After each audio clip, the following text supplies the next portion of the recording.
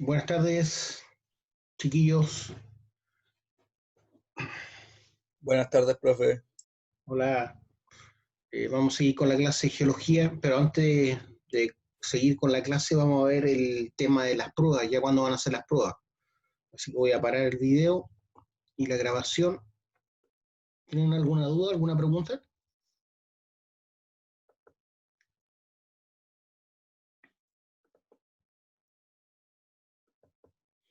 Ya, quedamos en esta lámina en la última clase. Estábamos viendo los volcanes.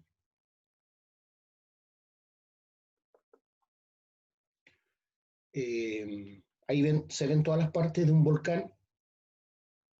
Está en idioma portugués, por eso está así escrito. Entonces arriba tenemos el cráter, ¿cierto? Esta es la chimenea volcánica. Estos son diques que terminan en domos laterales. Aquí también hay un dique. Ahí hay una acumulación de magma que se llama SIL. Eh, Erupciones de flanco. Aquí lateralmente hay un dique que sale y forma erupciones de flanco o de ladera.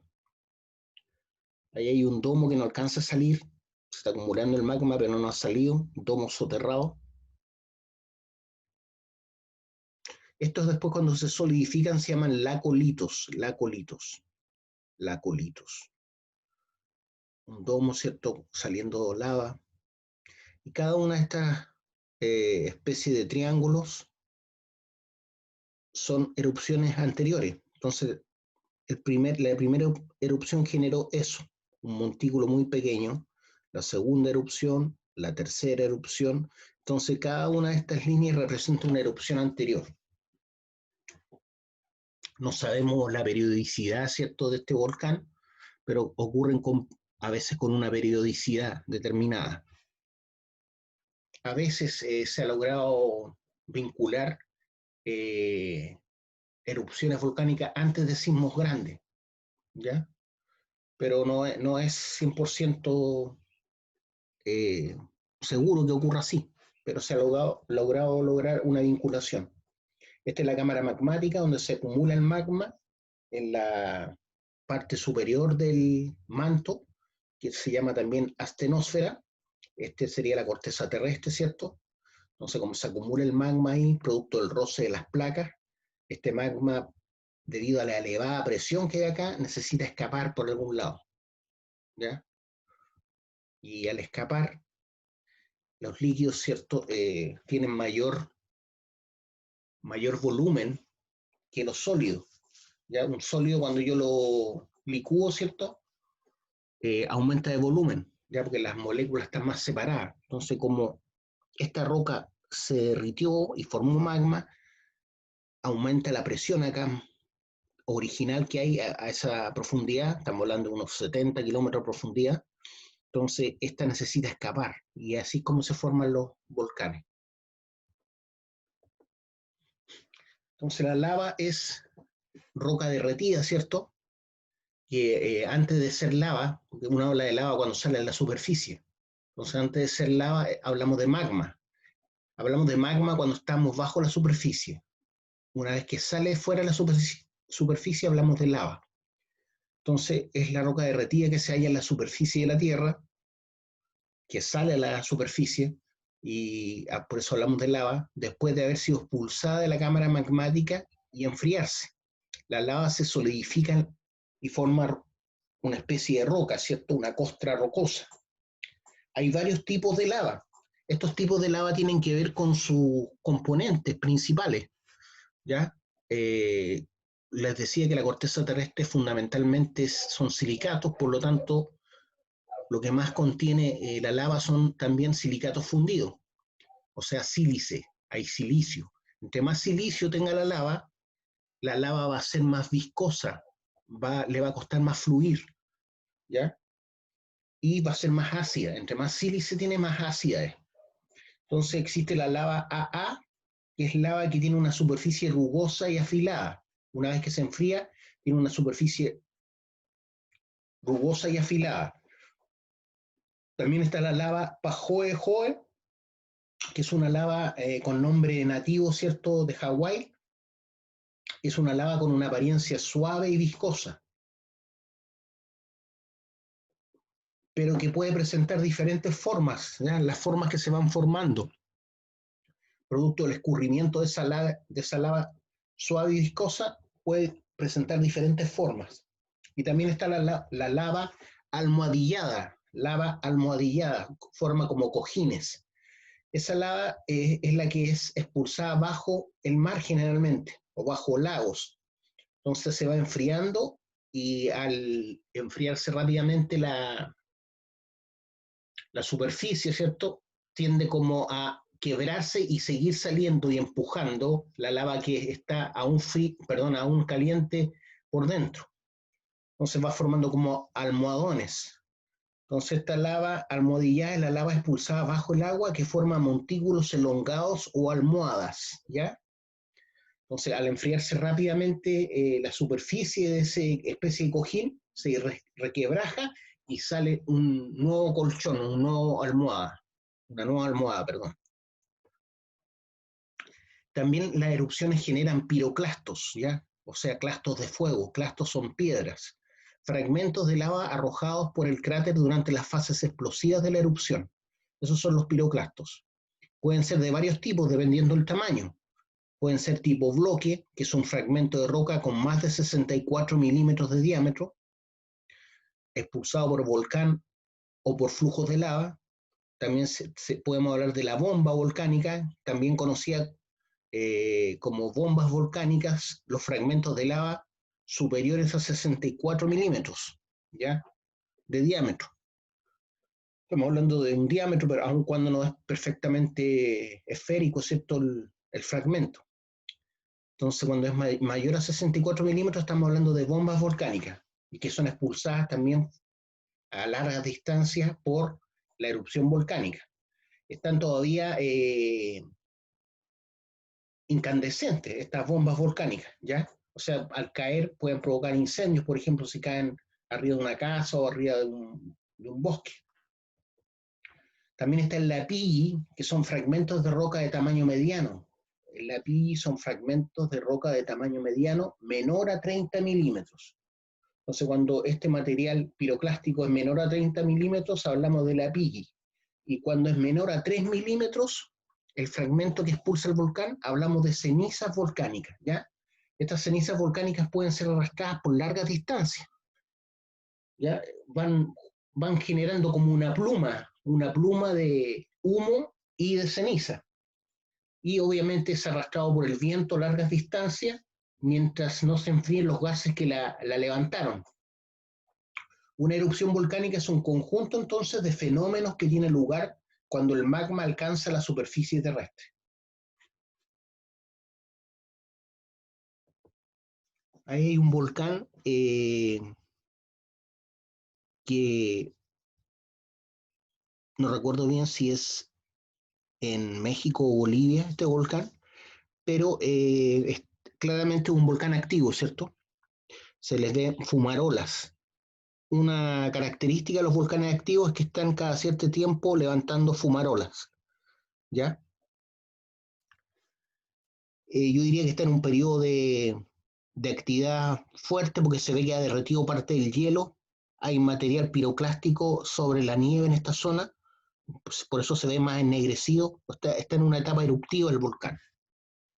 Y los típicos volcanes tienen esta forma, ¿cierto? Forma de cono truncado. Aquí hay otro volcán, uno activo y uno extinto.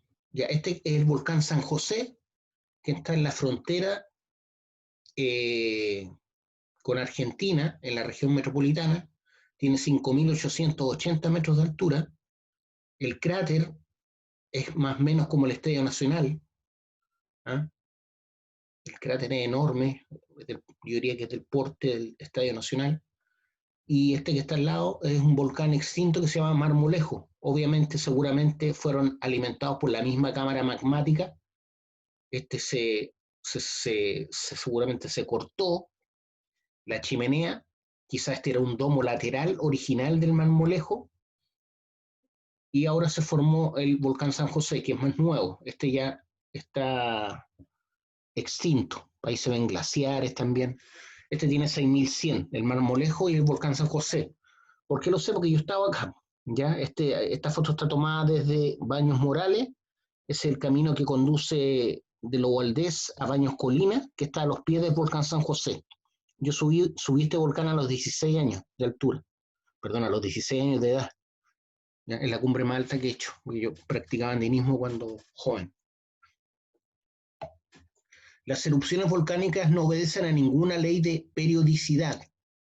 ¿Ya? ¿Qué significa eso? Que son tantos los factores que influyen en el tema de las erupciones volcánicas, semejante al tema de los sismos, que todavía no podemos predecir cuándo van a ocurrir, cuándo y dónde. Porque para predecir algo necesito saber el cuándo y el dónde, ¿cierto?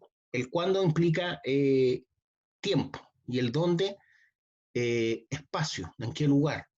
Entonces, si bien tenemos muchos volcanes activos, no podemos predecir cuándo van a erupcionar. Entonces nos limitamos a estar monitoreándolo y viendo cómo se comportan. A veces hacen ruido, a veces hay sismos locales que pueden predecir que puede volverse un poco más activo, pero no siempre es así. Entonces hay que estar monitoreándolos. Como dice ahí, las erupciones volcánicas no obedecen a ninguna ley de periodicidad y no ha sido posible descubrir un método para preverlas, aunque a veces vienen precedidas por sacudidas sísmicas y la emisión de gases.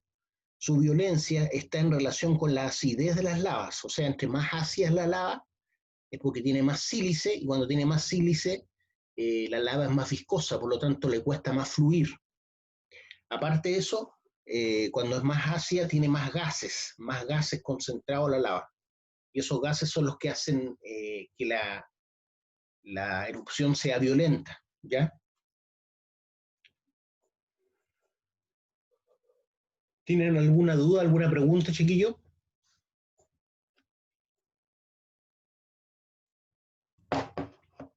Cuando el magma procedente del manto o de la corteza profunda se encuentra próximo a la superficie, se estanca y forma una bolsa llamada cámara magmática. Esto es lo que alimenta, ¿cierto?, la chimenea, situada entre los 3 y 30 kilómetros de profundidad, la cámara magmática. Los gases que estaban disueltos los dejan de estar, debido a eso aumenta la presión de la cámara y empujan el magma hacia el exterior. Así se entiende que es el proceso eruptivo de un volcán. El magma asciende a través de chimeneas y sale por el cráter. Es la abertura externa en forma de embudo, ¿cierto?, situada en la cumbre del cono volcánico. Entonces, dependiendo de la acidez de la lava o del contenido de sílice, que es lo mismo, porque son directamente proporcionales, entre más sílice tenga la lava es más ácida, también tiene más gases y hace que sea más explosiva, más violenta la erupción, entre más sílice y más gases tenga. Si tiene más sílice, como les decía, es más viscosa la lava, por lo tanto le cuesta más salir. De hecho, hay volcanes que es tan viscosa la lava que se enfría antes de salir en el cráter. Entonces, ¿qué se produce? El magma sigue empujando y como se enfrió, se forma como un corcho en el cráter. Llega un momento en que el volcán revienta, ¿cierto? Y puede partirse la mitad del cráter o la mitad del volcán, generando una gran explosión, haciendo mucho daño. Ahí nuevamente tenemos las partes, ¿cierto? La chimenea principal, abajo hay una erupción fisural aquí a la derecha, esta zona que le llamaban sil, ¿se acuerdan? Aquí aparece como repisa, esto después toma el nombre de lago Lito cuando ya está solidificado, es un magma que no alcanza a salir, ¿cierto? Ahí está la cámara magmática, la lava fundida asciende desde el manto, acumulándose en grandes bolsas en la corteza terrestre, donde se mezcla con gases y agua. Bajo la presión del calor en el manto, el magma se ve obligado a ascender por las chimeneas hasta alcanzar la superficie. Eso es el mejor de los casos, ¿ya? Hay veces que se acumula y no alcanza a salir. Entonces ahí se forman otras estructuras geológicas que se llaman batolitos, batolitos. Por ejemplo, toda la costa sur de Viña y Valparaíso es un batolito gigante, que es un magma, ¿cierto? Un intrusivo que solidificó lentamente bajo tierra. Aquí tengo el cráter volcánico, una chimenea lateral, ¿cierto? La chimenea lateral, bajo presión, puede crearse una chimenea lateral desde la chimenea central y transportar lava a través de las grietas en la roca que emanará por un lado del volcán, ¿ya? Desde la cima, una mezcla de lava, vapor, gas y ceniza es expulsada a la atmósfera, junto a trozos duros de lava llamándose bombas volcánicas, ¿ya? Junto con el lapí, ¿cierto? Y la ceniza volcánica.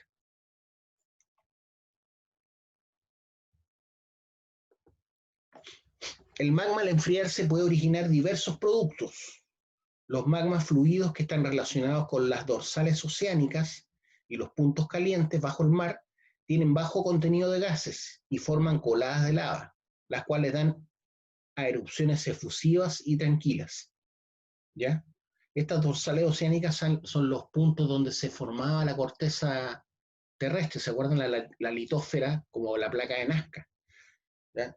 Entonces los magmas fluidos que están relacionados con las dorsales oceánicas y los puntos calientes tienen bajo contenido de gases y forman coladas de lava, las cuales dan eh, o producen erupciones efusivas y tranquilas. Los magmas más viscosos, ¿cierto? Los que tienen mayor cantidad de sílice, están relacionados con la zona de subducción, o sea, por ejemplo, como está ubicado la costa del Perú o la costa de Chile, esa es la zona de subducción. Tienen un alto contenido de gas y cuando alcanzan la superficie provocan grandes explosiones. Entonces los magmas más viscosos son magmas que se originan producto del roce de la placa que está penetrando la placa sudamericana, en este caso la placa de Nazca, que se está metiendo bajo la placa sudamericana, es nuestra zona de subducción más cercana, ¿cierto? Y este forma magmas más viscosos. Por lo tanto, las erupciones que generen esos volcanes creados en la cordillera de los Andes van a ser erupciones más explosivas. El gas que explota, ¿cierto? Expulsa trozos de lava y fragmentos. Estos fragmentos, dependiendo del tamaño, ¿cierto? Tienen distintos nombres. A esos fragmentos le llamamos piroclastos. Tienen varios nombres debido a su tamaño, ¿cierto? Las cenizas, estamos hablando de material particulado menor a 3 milímetros. El lapilli, material que varía entre los 3 y 30 milímetros. Y las bombas volcánicas, estamos hablando básicamente de tamaños entre mayores a 64 milímetros, más o menos, ¿cierto? Como vimos en otra parte, o entre mayor a 3 centímetros o 30 centímetros, como aparece acá. Por lo general, los volcanes se forman en los límites de las placas tectónicas, aunque existen también llamados puntos calientes, los cuales no obedecen, ¿es cierto?, o no atienden a los contactos entre placas. Un ejemplo clásico, por ejemplo, son las islas del Hawái. Isla Hawái, o por ejemplo la isla Rapa Nui, ¿ya? La isla de Pascua. No es una zona de contacto de placas, pero son volcanes que salieron desde puntos calientes o hotspots, que se entiende en esa zona la corteza oceánica debe ser más delgada, más frágil y ha permitido, ¿cierto?, que parte del magma fluya hacia la superficie. Y finalmente es tanto el magma que salió que el volcán formó una isla, ¿cierto?, como Hawái o como Rapa Nui. Ahí hay otro esquema, ¿cierto?, que nos muestra las partes de un volcán. Abajo tenemos la cámara magmática, ¿cierto? Aquí hay una grieta por donde puede entrar magma y formar un dique. Esto que está acá es una cosa que se llama, perdón, acá, esto que está acá es una cosa que se llama lahar, que es producto del derretimiento, ¿cierto?, de hielo eterno, de nieves, que producto de la erupción, ¿cierto?, al aumentar la temperatura y por el flujo de lava, se derriten repentinamente y pueden provocar mucho daño, incluso más que la erupción misma, porque pueden arrasar con pueblos enteros, ¿ya? Ahí tenemos el flujo de lava, tenemos el flujo piroclástico, que es una cosa terrible, Una nube es como un tsunami de polvo caliente y gases. Eso es lo que generó la destrucción de Pompeya. Y me imagino que algunos han visto, ¿cierto? La gente más bien dicho, los restos de las personas que quedaron transformadas en ceniza prácticamente, como esculturas de ceniza. ¿Por qué? Porque esta nube piroclástica o flujo piroclástico baja como a 500 kilómetros por hora y estamos hablando de que baja 500 kilómetros por hora y la nube puede alcanzar entre los 500 y los 1000 grados Celsius y va avanzando y quemando todo a su paso. Básicamente es cuando explota recién, es el primer pencazo de una erupción y todo ese gas, como es material particulado también, baja repentinamente a 500 kilómetros por hora y la gente no alcanza a escapar. Ahí tenemos la columna eruptiva, que uno es la típica columna de vapor de agua que uno ve a lo lejos, ¿cierto? Esta puede provocar en las cercanías lluvia ácida, y esta nube finalmente, como son gases calientes que por aumentar su volumen, ¿cierto? Tienden a subir, porque disminuye la densidad de estos gases, entonces tiende a subir por empuje y arrastran las cenizas a mucha distancia. En el caso de Chile, ¿cierto? Sus volcanes que están generalmente cerca de la frontera, las nubes, perdón, el material, la ceniza, la nube de ceniza, que la pluma del volcán generalmente penetra a Argentina, ¿ya? Porque nuestros volcanes están prácticamente en la frontera y como el viento va de la costa del Pacífico hacia el interior, este material de ceniza y nube tiende a ir a Argentina, ¿ya? Entonces, por ejemplo, la erupción del Chaitén en el 2007, si no me equivoco, y la erupción del Lonquimay en los 80, llegó material piroclástico, o sea, ceniza volcánica hasta Buenos Aires. Estamos hablando de muchos kilómetros que avanzó, ¿cierto?, esta nube hasta provocar caída de ceniza y puede provocar lluvia ácida, ¿cierto?, a distancias muy lejanas del punto de erupción. Las bombas, por el contrario, llegan a lugares más cercanos. Las bombas piroclásticas, que es el tamaño más grande, llega con material muchas veces encendido, por lo tanto puede provocar incendios. De acuerdo al contenido de sílice o cuarzo, SiO2, hay varios tipos de magma que al enfriarse forman distintos tipos de roca. Cuando hablamos de sobre 68% de sílice, tiende a formar una roca que se llama riolita. Cuando hablamos de entre un 63 y un 68% de sílice, se tiende a formar una roca que se llama dacita.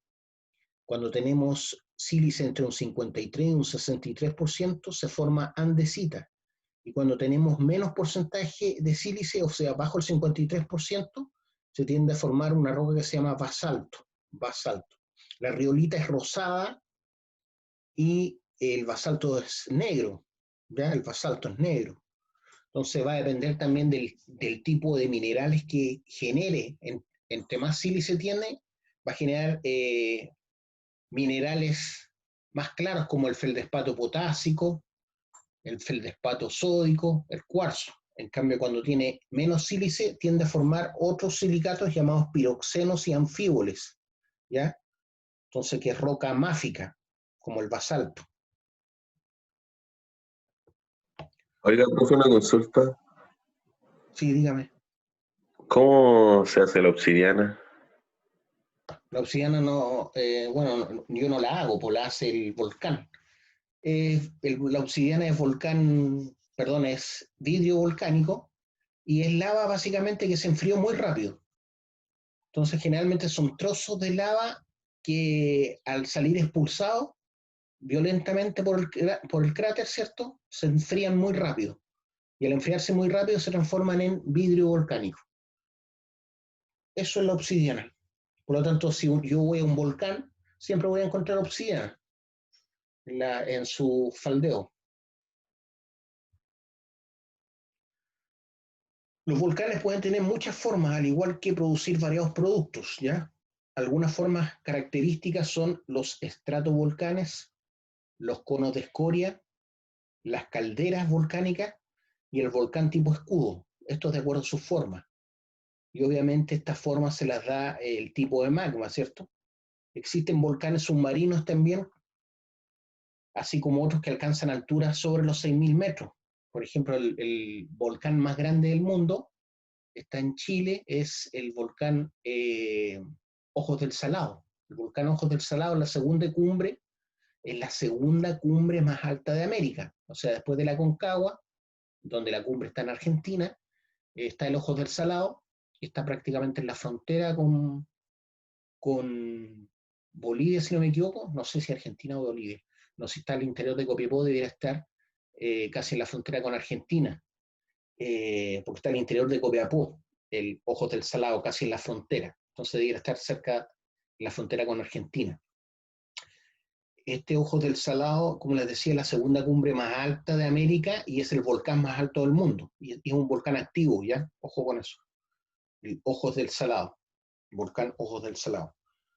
Entonces existen volcanes submarinos que no alcanzan y que no los conocemos, y hay otros volcanes, ¿cierto?, que alcanzan grandes alturas sobre, por ejemplo, la cordillera de los Andes. Los volcanes submarinos son particularmente numerosos al ubicarse una gran cantidad de ellos a lo largo de las dorsales oceánicas, ¿ya? Esas dorsales oceánicas son las que van generando, como le decía, nueva corteza terrestre, que en este caso es corteza oceánica, pero esa corteza oceánica va empujando hacia la derecha y hacia la izquierda, como vimos en otro esquema, y va empujando, por ejemplo, la placa de Nazca, ¿ya? Debido a esa fabricación de corteza terrestre es que la placa de Nazca va siendo empujada hacia la placa sudamericana. La Tierra no es el único planeta, ¿cierto?, del sistema solar que tiene volcanismo, ¿ya?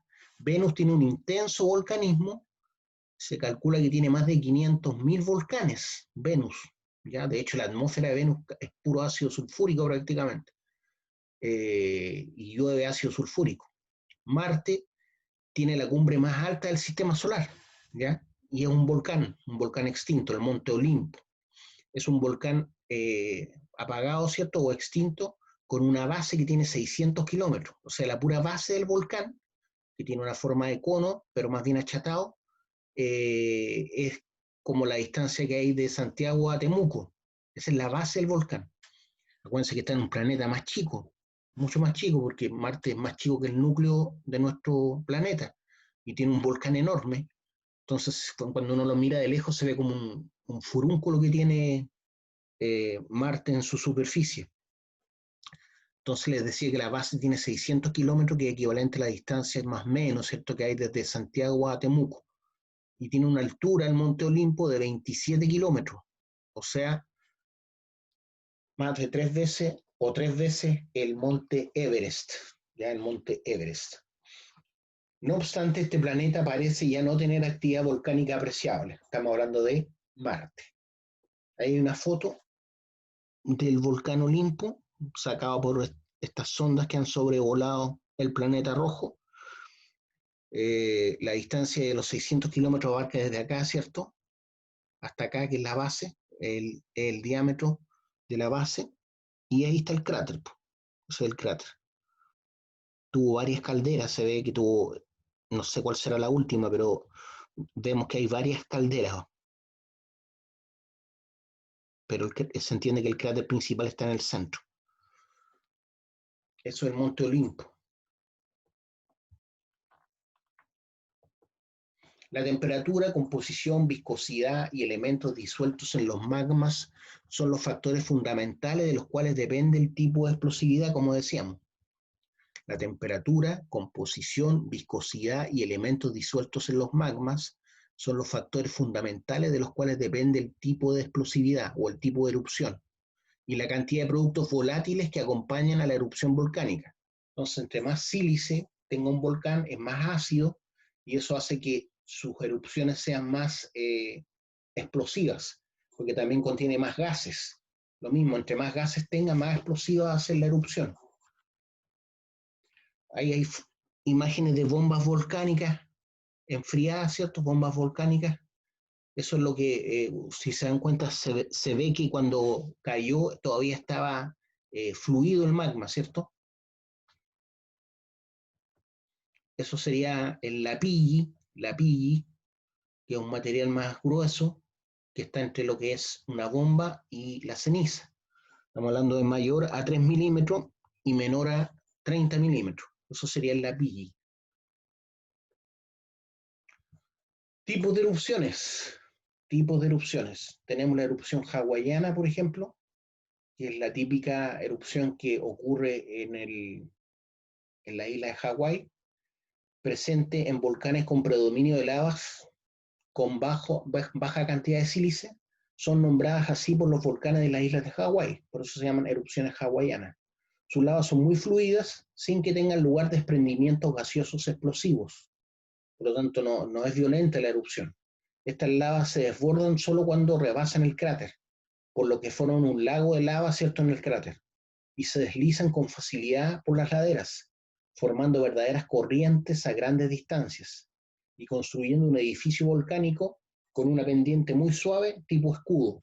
Entonces estos son los volcanes tipo escudo, ¿cierto? Los que tienen eh, lava muy fluida, poco viscosa, eso significa que tiene poco sílice y poco gas. Ahí está una imagen de uno de los volcanes de Hawái haciendo erupción. Y si ustedes ven que la lava es muy fluida, ¿cierto? Le es muy fácil correr ladera abajo.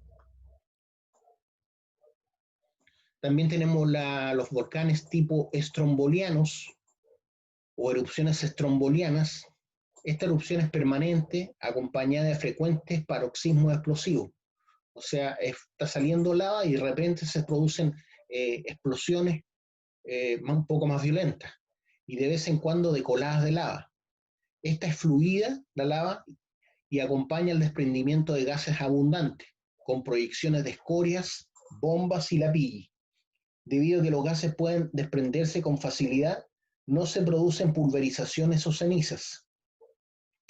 Cuando la lava rebasa por los bordes del cráter, desciende por sus laderas y barrancos, pero no alcanza tanta extensión como el volcán tipo hawaiano, ¿ya? Si bien es fluida la lava, es menos fluida o sea, eso significa que tiene más sílice, más contenido de sílice que el volcán tipo hawaiano. Ahí hay una imagen de una erupción estromboliana.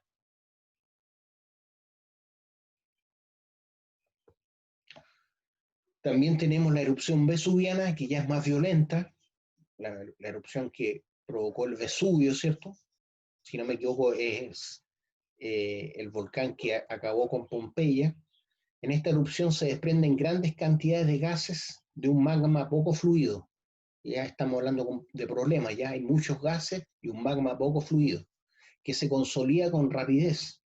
Por ello las explosiones son muy fuertes y la lava ácida y muy viscosa, que emite, entonces la lava ácida y muy viscosa que emite se pulveriza, formando mucha ceniza, lanzada al aire acompañado de otros materiales fragmentarios, ya como las bombas volcánicas y el lapilli.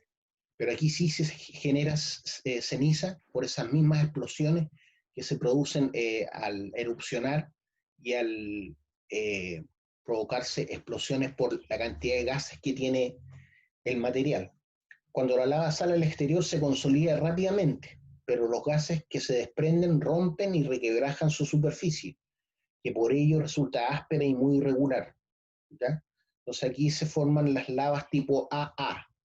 Ahí puse mal país, no, está mal ahí. Entonces forma lavas tipo AA estos volcanes vesuvianos. Entonces tienen un magma poco fluido debido al alto contenido de sílice, tienen mucho gas, lo que hace que parte del material se pulverice cuando sale con violencia, ¿cierto?, desde el cráter, generando mucha ceniza. También va acompañado de bombas volcánicas, ¿cierto?, producto de las mismas explosiones violentas que se generan. Y cuando empieza la erupción vesuviana, generalmente baja esa, eh, nube piroclástica a 500 kilómetros por hora, ¿cierto? Arrasando con todo. Ahí hay una imagen de un volcán tipo Vesubio o erupción vesuviana.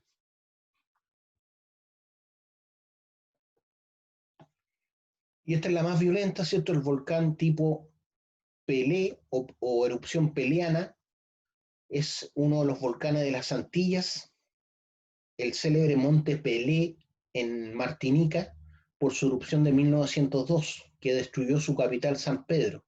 La lava es extremadamente viscosa y fácilmente se puede enfriar y consolidar y puede tapar el cráter por completo. Entonces eso hace que se acumule mucha presión y reviente por donde sea esa energía acumulada.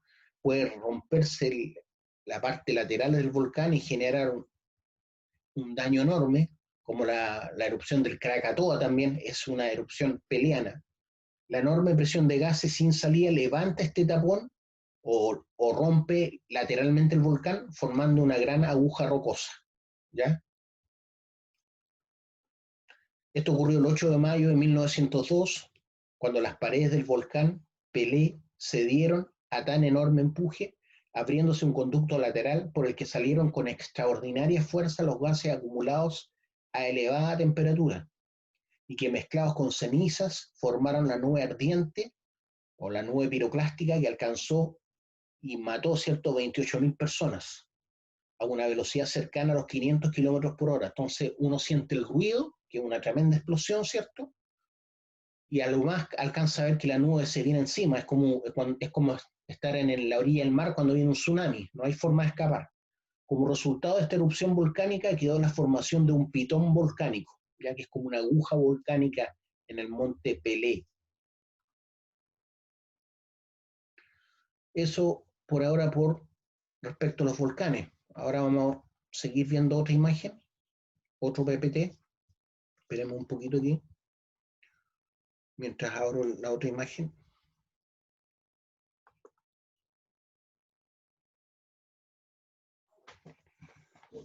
¿Dónde está? Espérense un poquitito. Déjenme detener esto un poco.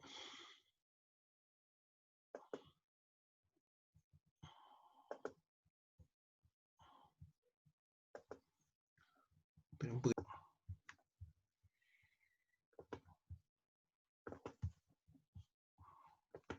Ya. Génesis de minerales. Génesis de minerales. Ambientes de mineralización. Un gran volumen de minerales que son relativamente muy pocos son los constituyentes de la corteza terrestre. O sea, hay mucho volumen, mucha cantidad de minerales, pero son muy pocos los que constituyen el mayor porcentaje de la corteza terrestre.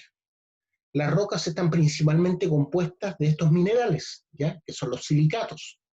El ciclo de las rocas describe el origen y transformación de estas, donde las primeras son las rocas ígneas, ¿cierto? Después vienen las rocas sedimentarias y después las rocas metamórficas.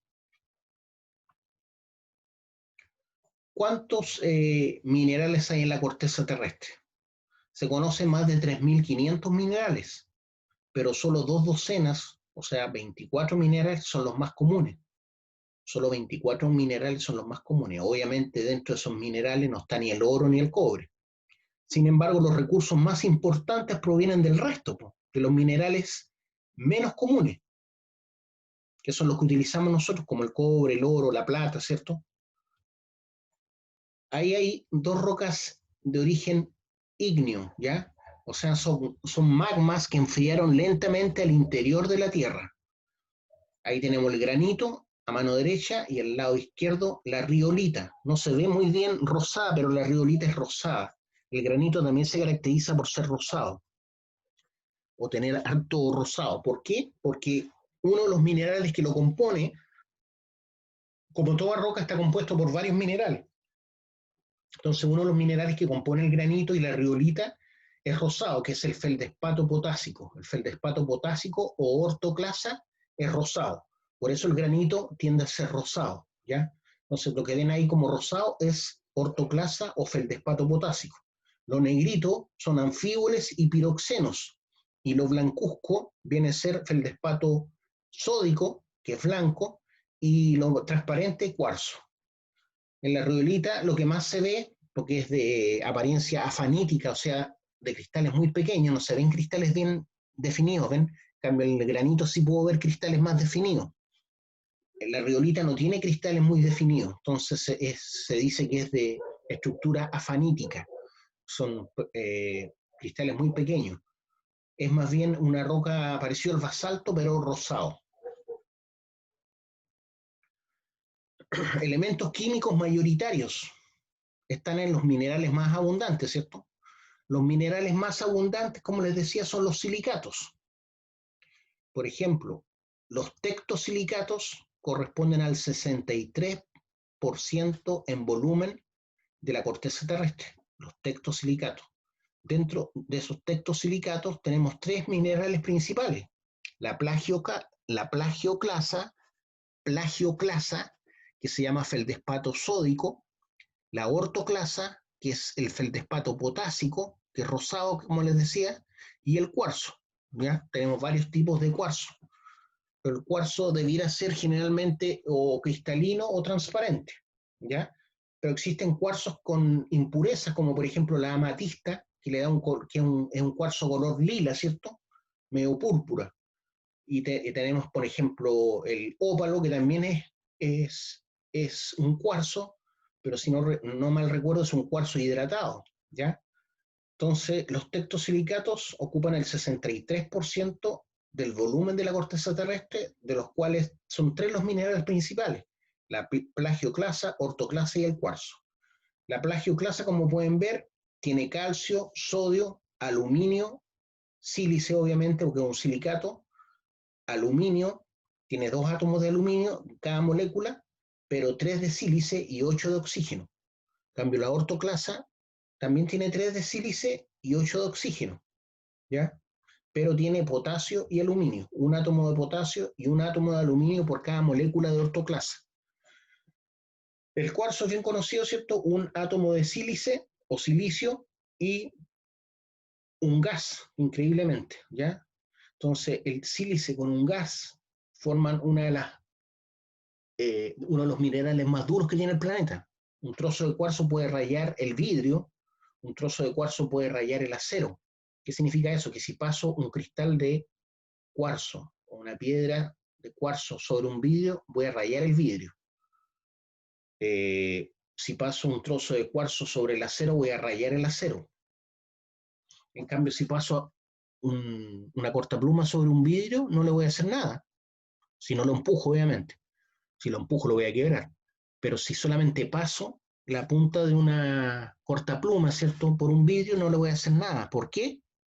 Porque el vidrio es más duro que el acero, ¿ya? Ahí estamos hablando de una cualidad, una propiedad de los minerales, que es la dureza.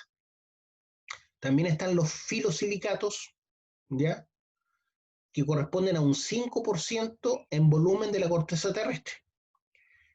Los minerales principales, ¿cierto?, son la biotita, la moscovita y la clorita. La moscovita o moscovita es ¿cómo se llama esto? Un mineral llamado mica, ¿eh? Es una mica, igual que la biotita, la muscovita son micas, ¿ya? Y tenemos la clorita también, y ven ahí lo complejo que es la molécula de la biotita. Tiene un átomo de potasio y tiene combinado magnesio y hierro, 5 magnesio y 5 hierro. Después tiene eh, un silicato de aluminio, tiene 10 átomos de oxígeno, y después viene, ¿cómo se llama esto? Flúor y el ion oxidrilo. Después la moscovita tiene potasio también, 2 átomos de aluminio, un aluminio aferrado a un silicato. Después tenemos 10 oxígeno nuevamente y el ion oxidrilo por 2. Entonces son moléculas muy complejas. Después vienen los piroxenos y anfíboles. que son los silicatos más oscuros. Estos silicatos más oscuros corresponden al 16% de la corteza terrestre, ¿ya? Dentro de eso tenemos los ortopiroxenos, la augita y la hornablenda. El ortopiroxeno, la augita y la hornablenda. Entonces, Oiga, profe, dígame. que yo había escuchado también, o sea, no había escuchado, había visto en la tele de que la fluorita también era uno de los minerales más comunes en la Tierra. La fluorita, Fluorita, que es cristal solidificado de la misma roca o piedra de la arena. no sé, Es como un cristal. no recuerdo, no creo que la fluorita sea uno de los más comunes, pero eh, Es parecido al cuarzo, pero tiene color como morado, con verde. ya, ya, habría que buscarlo y verlo más adelante, a ver si es así como tú dices. Entonces tenemos que el 16% de la corteza terrestre son silicatos en cadena, que son los piroxenos y anfíboles, y el, la molécula más grande está ahí formando la hornablenda, ¿cierto? Que es un calcio doble con sodio, magnesio, un hierro y aluminio. Ese 5 significa que hay 5 magnesios, 5 hierro y 5 aluminio enlazados. Después viene un aluminio y un sílice por 4, 11 oxígeno y el ion oxidrilo, ¿cierto? Por 2. Y el olivino finalmente, que es el único mineral que corresponde a los inosilicatos, el olivino, que tiene un color verde oliva, por eso se llama olivino, corresponde al 3% del volumen de la corteza terrestre. Entonces, el olivino es un óxido de sílice enlazado con magnesio y hierro. Entonces, esos son los elementos químicos mayoritarios, perdón, en la corteza terrestre. Entonces, ¿cuáles podemos decir que son? El sílice, ¿cierto? El oxígeno, el aluminio, el potasio, el magnesio, el hierro, el hidrógeno, el sodio y el calcio. Esos son los mayoritarios entonces. Son pocos minerales, ¿se dan cuenta? ¿No? Es decir, pocos elementos que componen los silicatos. Calcio, sodio, aluminio, sílice, oxígeno, potasio, magnesio, hierro. No son muchos. Hidrógeno. Ahí estamos viendo los elementos de acuerdo a su abundancia en la corteza terrestre. Entonces tenemos que el oxígeno es lo más abundante en la corteza terrestre. Estamos hablando de que el 61% prácticamente de la corteza terrestre es oxígeno. Es interesante porque es un gas, pero que al combinarse con sílice se vuelve un elemento muy duro. Entonces, el silicio es el segundo elemento más abundante en la corteza terrestre. Estamos hablando que su porcentaje en peso es de un 59%. Y un porcentaje como elemento solo, un 21%. Entonces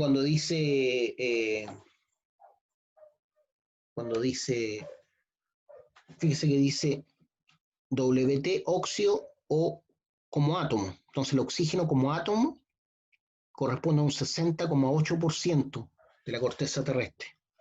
El sílice como óxido un 59%, pero como elemento atómico 21%. El aluminio como óxido acompañado como óxido de aluminio corresponde a un 15% más o menos de la corteza terrestre, pero como elemento solo 6,4%. Entonces, lejos lo más abundante del oxígeno y el sílice, ¿cierto? Después le sigue el hierro, que como óxido corresponde al 7,5% de la corteza terrestre, principalmente la hematita, la limonita, ¿cierto? Que le da el color a la tierra, al suelo. La hematita es roja, la limonita es amarilla. Y como elemento, el hierro corresponde a 2,2% de la corteza terrestre. Después le sigue el calcio, con un 6,9% como óxido, y como elemento 2,6%. Después le sigue el magnesio, que como óxido corresponde a un 4,5% de la corteza terrestre, pero como elemento un 2,4%. Después sigue el sodio, que como óxido corresponde a un 2,8%, y como elemento único 1,9% de la corteza terrestre. Esos son los elementos principales entonces que componen la corteza terrestre. Los vimos antes, ¿cierto? Oxígeno, sílice, aluminio, hierro, calcio, magnesio, sodio. Después puede que venga el potasio, que también lo vimos en los silicatos, el potasio, en orden, pero no está incorporado ahí.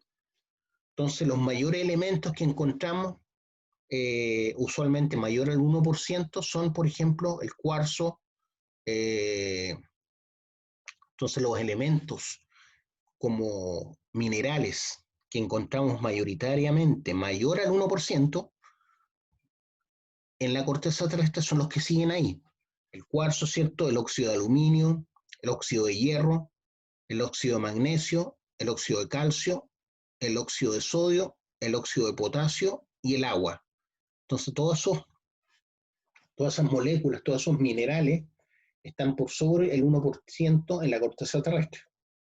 Los menores elementos encontrados están entre el 0,1 y el 1%, entre el 0,1 y el 1%, que es el óxido de titanio, óxido de manganeso, óxido de fósforo y también el CO2. El CO2 también lo encontramos en la corteza terrestre. Y elementos traza, los elementos traza están generalmente ocupando menor al 0,1%, los elementos traza. Y obviamente dentro de esos elementos traza está el cobre, ¿cierto? El oro, la plata, el platino. Esos son elementos traza en la corteza terrestre. O sea, están en cantidades inferiores al 0,1%. Eso es como media, ya, porque obviamente en un yacimiento podemos encontrar 0,7, 0,8% de cobre, ¿ya? Pero sigue siendo un elemento traza porque eso sería un yacimiento. Es una anomalía geológica. Un yacimiento es una anomalía geológica, ¿ya? Por eso son escasos. Ahí estamos viendo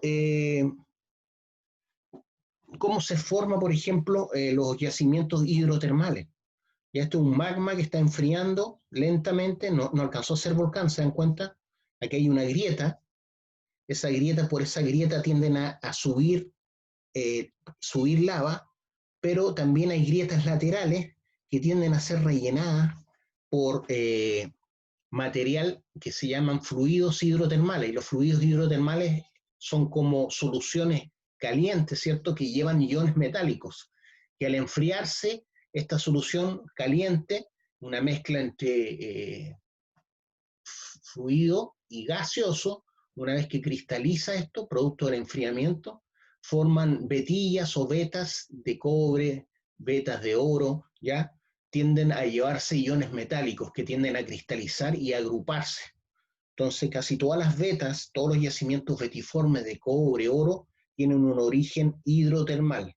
Por eso dice depósitos hidrotermales o vetas de depósitos hidrotermales. Están mostrando cómo se forman, ¿ya? Ahí se ve como que fuera lava, pero en el fondo son fluidos hidrotermales que penetraron las grietas y después al enfriar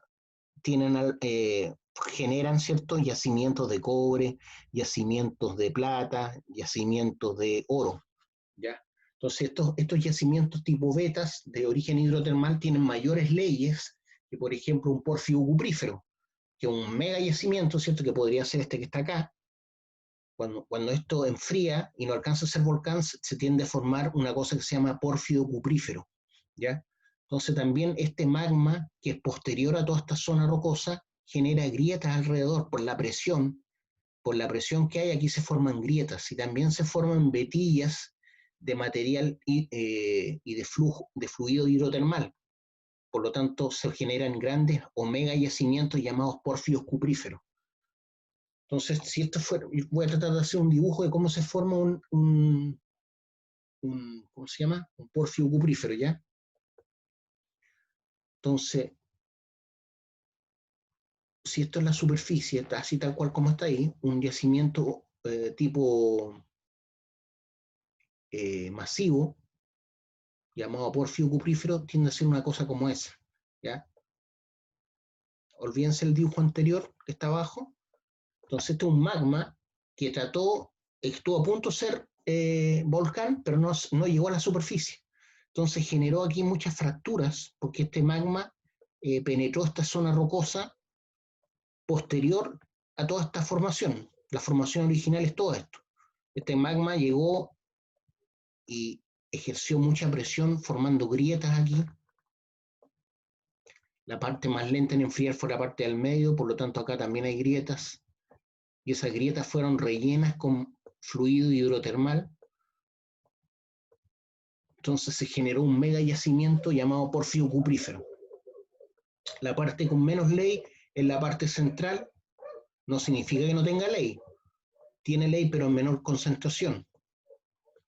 Y la parte con mayor ley es la que llamamos la zona de enriquecimiento secundario. Acá arriba, todo esto originalmente eran sulfuros primarios, todo esto, sulfuros primarios. Pero por la parte que está más expuesta al aire y a la lluvia, las aguas lluvias percolan acá y van oxidando, van degradando la roca de origen primario y van formando óxidos. Entonces toda esta parte superior, vamos a pintarla de otro color mejor, la parte superior tiende a formar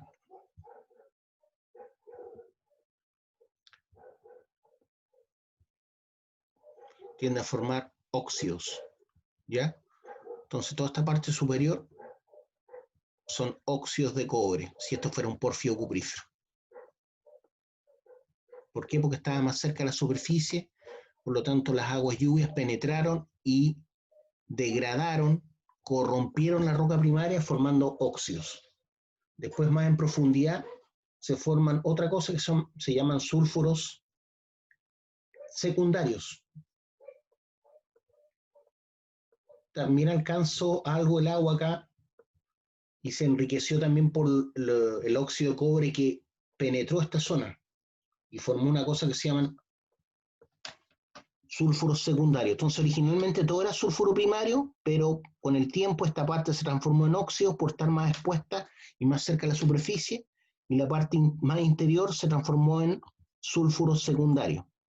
Y la parte interna, donde ya no llega agua, ni la parte más interna, ¿cierto? Todo esto que está acá, que es más profunda, todo esto que está acá, que es la parte más profunda, ¿cierto?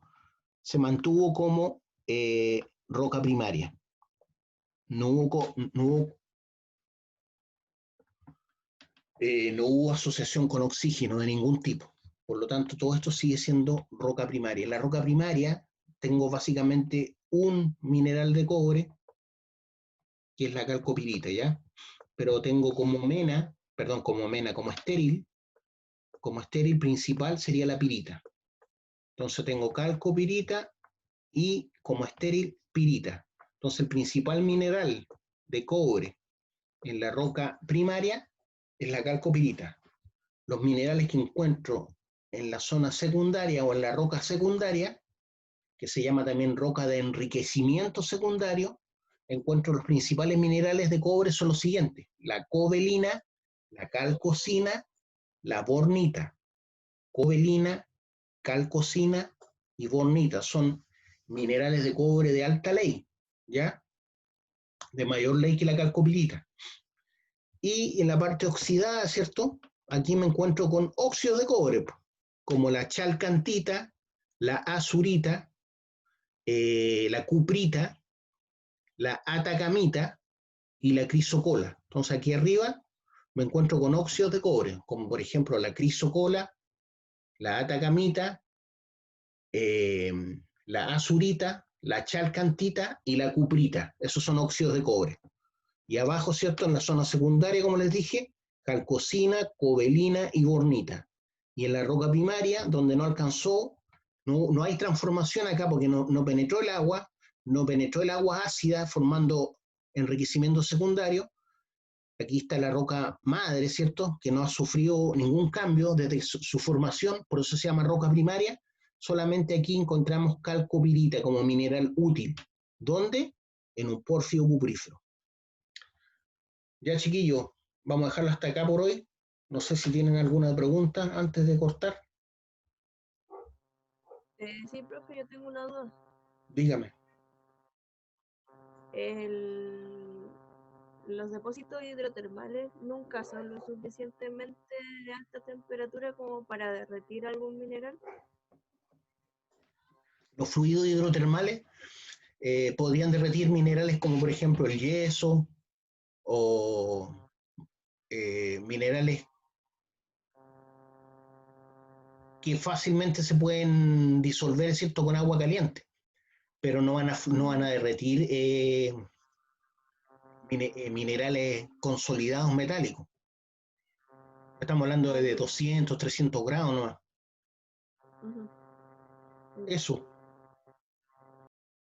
¿Se entendió? Una consulta, ¿cuánto porcentaje de hierro había dicho que había en la Tierra? Es más o menos en promedio como un 5%. Ah, es menos que otros minerales. ¿Como cuál? Como los siguientes que habían nombrado, que había dicho unos 6, ya algo. Pero ahí estoy incluyendo los óxidos de hierro. Entonces son pocos los yacimientos con alto contenido de hierro, no son muchos. Lo que pasa es que Sí, la porque no limonita sé, y la pues hematita, si uno va al patio y pasa un imán, hasta ahí encuentra hierro, po, por sí, la sí, Tierra. sí. Y ese hierro que tú encuentras en la Tierra, lo más probable es que sea cósmico. O sea, no es hierro reciente, es hierro reciente, porque el hierro se oxida fácilmente. Entonces se transforma en limonita o hematita. Entonces tú lo que recoges con un imán en el patio son restos de meteoritos que van cayendo todos los días. ¿Se entiende, no? Ah, qué loco. Sí. Ya, estimado, nos vemos. Saludos. Ya, profe, cuídese. Chao, Profe. profe. Chao. Cuídese. Profe. Que le vaya Chao. bien. Igualmente, Chao, gracias. profe. Que lo haya bien. Gracias.